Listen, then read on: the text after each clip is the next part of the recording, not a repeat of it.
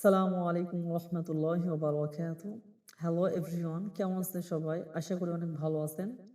আমি শাহিদ বিন জাহিদ আছি আপনাদের সাথে। আজকে আমাদের তাহসিন অর্থাৎ সুন্দর পদ্ধতিতে কোরআন শিক্ষার ক্লাস পর্ব নাম্বার ২৭ এবং তাজবিদের ২১ নম্বর ক্লাস।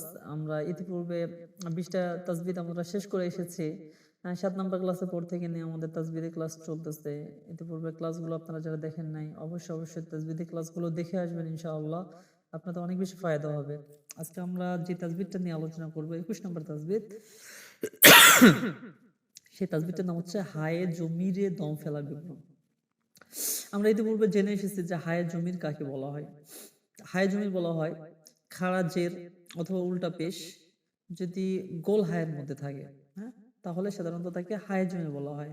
আর হায়ে জমি সবসময় শব্দের শেষে হয়, শব্দের শুরুতে বা মাঝে কখনো হায়ে জমি আসতে পারে না। তাহলে খাড়া জের আর উল্টো পেশ যদি গোল হায়ের মধ্যে আসে তাহলে সেটা কিন্তু হায়ে জমি। আর এই হায়ে জমিয়ে যদি দম ফেলেন অথবা যদি থেমে যান, আয়াত শেষ হয়ে গেছে অথবা আপনার দমটা চলে গেছে আর কি, তাহলে আপনাকে প্রথমে হাটাকে সাকিন ধরে পড়তে হবে। এক কথায় এখানে যদিও বা খারাজের উল্টা পেশ একালে পরিমাণ টানতে হয়, কিন্তু সেটা টানা যাবে না। এটা হায়ে জমিয়ে নির্দিষ্ট কিছু নিয়ম বা কানুন বলা যেতে পারে।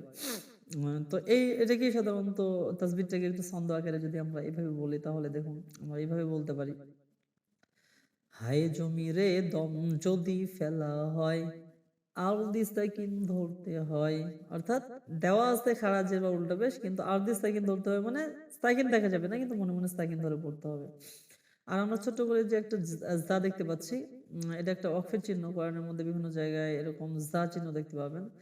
যেখানে জা ওয়াকফ থাকে তার নাম হচ্ছে সাধারণত মুজাওয়াজ। যেখানে থাকে সেখানে দম না ফেললে ভালো হয়। দম না ফেলে আমরা মিলিয়ে পড়াটাই সাধারণত কি ভালো বা উত্তম বলা যেতে পারে। হ্যাঁ? তাহলে জা ওয়াকফে মুজাওয়াজ যেথায় রয় সেথায় দম না ফেললে ভালো হয়। হ্যাঁ, যেখানে জা ওয়াকফে মুজাওয়াজ থাকবে সেখানে আপনি দাম না ফেললে এটাই সাধারণত ভালো হবে বা উত্তম হবে। হ্যাঁ, তো এই ছিল আমাদের হাই জমির দম ফেলার বিবরণ এবং জা ওয়াকফে মুজাওয়াজ থাকলে করণীয়। তো চলুন আমরা একটু পড়ে আসি শব্দগুলো আসলে কিভাবে আমাদেরকে পড়তে হবে। র জবর র, সিন পেশ সু, সু লাগবে ওয়াবের সাথে সু। পেশের বাংলা অবস্থা কিন্তু যদি হয় এক আলিফ টানতে হয় মাদ্দে আসলি তারিখে। রসু, লাম জের লি, লি লাগবে হায়ের সাথে লি। যেহেতু হাই জমিরে দম যদি ফেলা হয় আর দি সেকেন্ড ধরতে হয়, তাহলে যেহেতু আমরা দম ফেলবো এখানে থেমে যাব, তাহলে এখানে তো আর দি সাকিন ধরতে হবে। সাকিনের কাজ হচ্ছে লাগানোটা ডানের হরকতটাকে, এই জন্য ডানের হরকতটা এসে হায়ের সাথে লাগাই দিচ্ছি। তাহলে কেমন হলো? রসুলি, রসুলি। আর গোল চিহ্ন যেখানে থাকে তার নাম ওয়াকফে তাম, সেখানে আপনাকে দম ফেলতে হয় বা থেমে যেতে হয়। আইন জবরা আ, আ লাগবে বাইরের সাথে আব। বায়ে যদি সাকিন হয় কলকলা করতে হয়। হ্যাঁ, কলকলা নির্দিষ্ট একটা তাসবিদ চলে গেছে আমাদের একেবারে শুরুতে তাসবিদ গুলোতে। হ্যাঁ, আপনারা একটু দেখে আসবেন। আব, দাল পেশ দু, আব দু, দু লাগবে হায়ের সাথে দু। হাই জমিয়ে দম যদি ফেলা হয় আর দি সাকিন ধরতে হয়, এই জন্য আব দু। বাকি জাওয়াকু যেহেতু আছে, জাওয়াকু থাকলে সেখানে দম না ফেললে উত্তম হয়। তাহলে যদি দম না ফেলেন তাহলে আপনাকে যদি আপনি পড়ে যান তাহলে হু একালিফ যেটা টান সেটা থেকে যাবে, অর্থাৎ আবদুহু এভাবে পড়তে হবে। আর যদি আপনি থেমে যান তাহলে আর দি সেকেন্ড ধরতে হবে, দেখা যাচ্ছে না সেকেন্ড, কিন্তু সেকেন্ড ধরে পড়তে হবে। তখন কেমন হবে? আবদুহ। মিম জের মি, মি লাগবে সায়ের সাথে মিস, মিস। লাম জের লি, লি লাগবে হায়ের সাথে লি। হাই জমির দম যদি ফেলা হয় আর দি সেকেন্ড ধরতে হয় মিসলি, মিসলি। যা ওয়াকফে মুজাওয়াজ যেথায় হয় সেথায় দম না ফেললে ভালো হয় মিসলি। হামজা জের ই, ই লাগবে নুনের সাথে ইন, ইন। নুনে যদি তাড়ি দিতে হয় গুণনা করা ওয়াজিব হয়। এই জন্য আমরা কি করতেছি, একটু নাক দিয়ে আওয়াজ দিয়ে পড়তেছি। হ্যাঁ, ইন, নুন জবর না, ইন না। আর নাটা গিয়ে সাথে লাগবে হাই সাথে লাগবে, যেহেতু হাই জমিয়ে দম যদি ফেলা হয় অর্ধেক সেকেন্ড ধরতে হয়। ইন না, ইন না। হ্যাঁ, আর সাওয়াকফে মুজাওয়াজ যেথায় রয় সেথায় দম না ফেললে ভালো হয়। তারপরে শব্দটা দেখি আমরা, মিম জবর মা, লাম আলিফ জবর লাম। হ্যাঁ, 4 আলিফ টানতে হবে কেন? যেহেতু মাদ্দে আসলির বামে গোল হামজা আছে। হ্যাঁ, মাদ্দে আসলির বামে গোল হামজা যদি হয় 4 আলিফ টানতে হয়, মাদ্দে মুত্তাসিল তারে কয়।